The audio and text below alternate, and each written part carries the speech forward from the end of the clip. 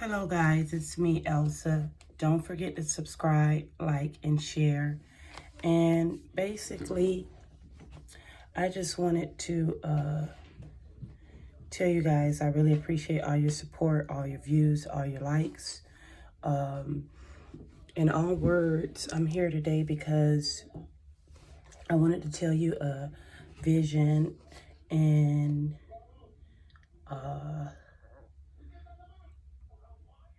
of a situation, not even a situation, of an area in Miami, Florida on 18th Avenue, Northwest, 66th Street, 63rd Street, the whole strip of 18th Avenue to be exact.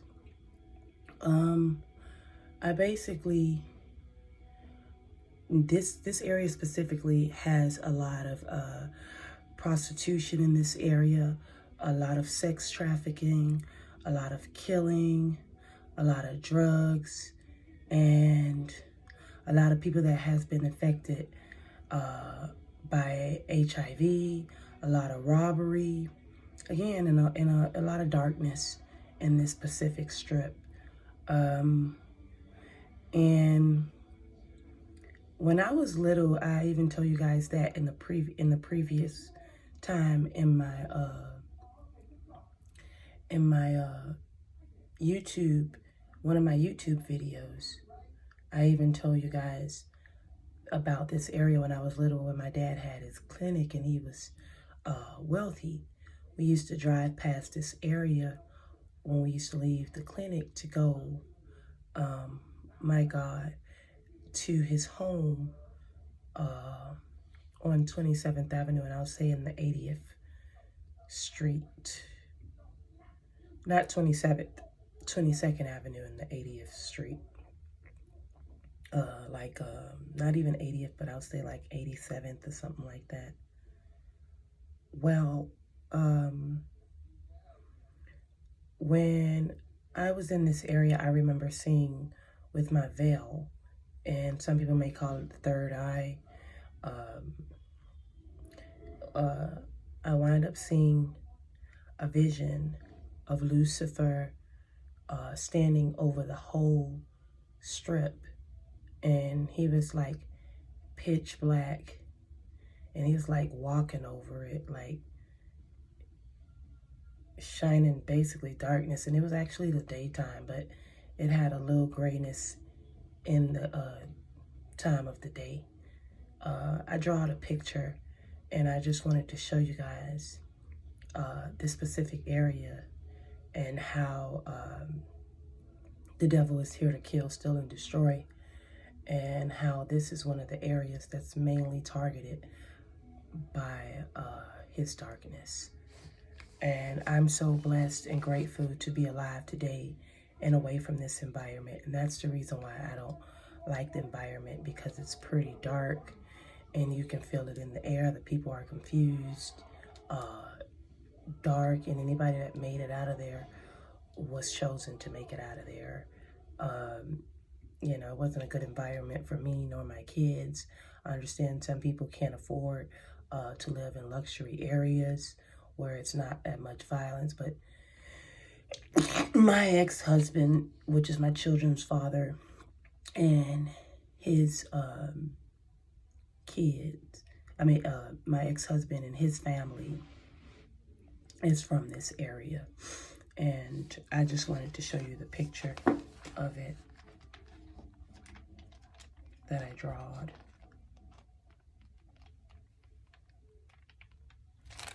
I know I'm not the best drawer though, guys. I don't draw the best.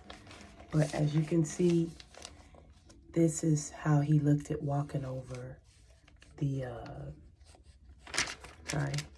this is how he looked at walking over 18th Avenue. He was completely black. You can barely see his eyes. He had like a black, dark apron. And this is the darkest I could have made it. So, because I didn't want to confuse, but if it could have been darker, his feet is made of like horse heels. And he was completely dark. His horns was seen. This is exactly how it looked. And this is basically explaining to you guys how the area is. Now, this is me, the light that made it out of this environment and got my life together. But I can see stuff like that. I'm clairvoyant enough to see that. This one here says, this one here is on the outside of 18th Avenue, and it's like a rapid get tested truck.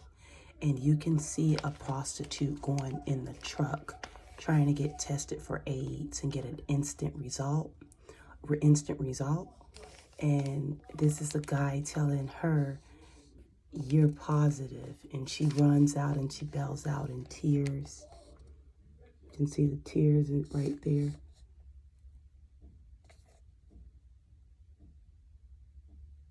Okay.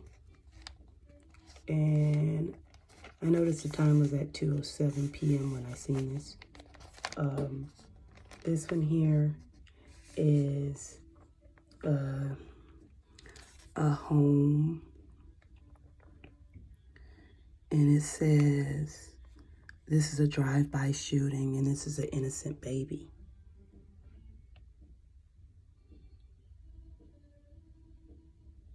It's pretty sad, guys.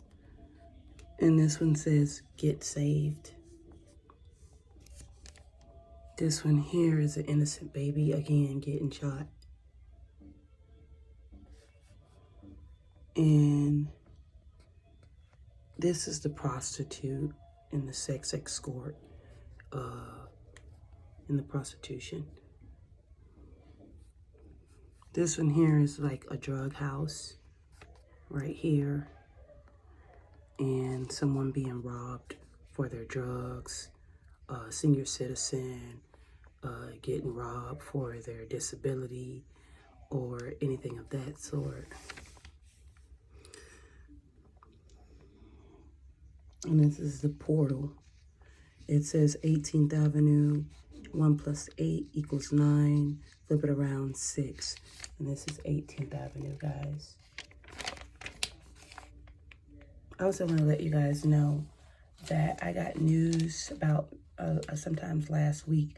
The foster parent told me that my son ran away from the foster home. Well, not the foster home, not the foster parent. The case manager told me that my son ran away from the foster home, the new foster home actually, and ran away and broke into the foster parent's car and stole a couple of things. I don't know if she let him in the car, but either way, her things was missing when she went back to her vehicle.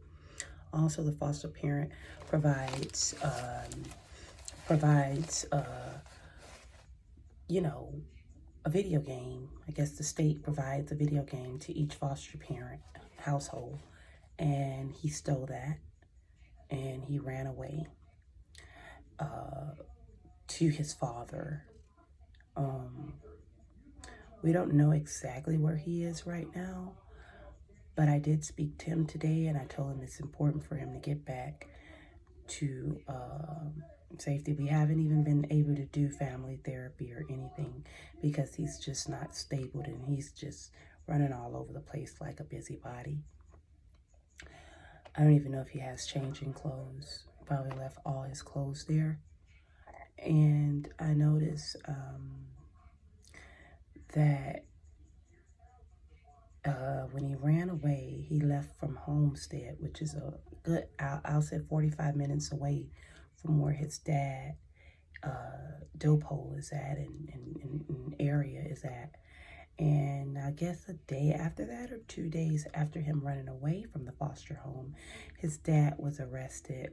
And when I looked at the mugshot, his dad looked at like the life force was sucked out of him, like he's spiritually drained. Like his eyes doesn't even look the same. His pupils doesn't look the same, and his lid to his eyes looks droopy. You know, and it's like, you know, when you hang on to toxicity and negativity for so long, and you play that dark role on trying to impersonate a divine being, attack a divine being, whether it's spiritually, physically, or emotionally, and try to destroy them when they're not bothering you, especially a chosen one like me. Karma falls on people immortally, divine being at that, chosen. It's like he was arrested for, first of all, he was out on probation. I didn't know that. He was arrested for grand theft, and he was arrested. They found cocaine, Molly, which is crystal meth, and marijuana on him. But from my understanding, I don't know if the officers knew or if they didn't, but either way, I don't know, because I don't know if my son was with him at that present time of the arrest. So I just wanted to update you guys about that. The foster parent said that he seen my son walking from 18th Avenue going towards 119th Street and 17th Avenue. He was headed in that direction. So it's pretty overwhelming. My son also said something about he went to the foster home, his house, and when he went to the foster home at his house, he wound up getting jumped. And the foster home is all the way in Miami Gardens. And I'm like, why are you going back to a group home, trying to look for old friends? That's not, I was just looking for old friends, and I wound up getting jumped. And as I was getting jumped, they went and checked in my pockets and everything and stuff like that. And I'm like, do you know how you sound? And stuff like that. And he went to telling me what he did with another girl, him and a bunch of friends at the foster home. And I'm like, this is so freaking dark, and it's pretty overwhelming. So I forwarded it to my attorney and my case manager. And I don't know what the case manager is going to do about it. But again, the case manager was trying to do the best, for my understanding, for my son, and at least get him in a stable settings to stay. And, it was all, everybody was trying to give him the opportunity to be out of a facility and to be able to do family therapy so he can make it back home. And so he don't bring that toxicity to my house. And,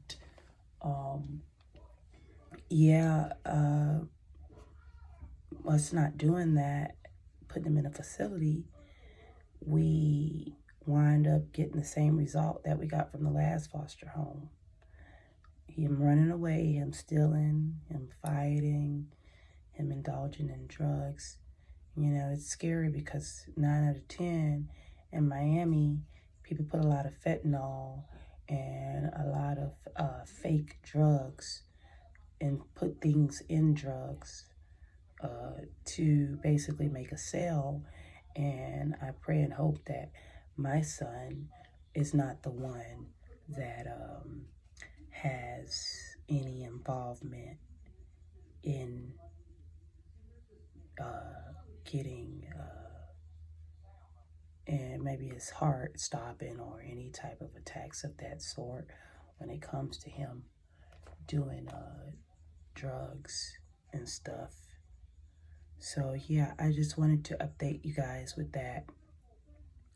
And I've just been taking one day at a time and staying focused and staying grounded. I haven't been letting any of that kind of bring me down in any kind of way, because it's not going to do me and my children that I do have in my custody, and full custody at that, any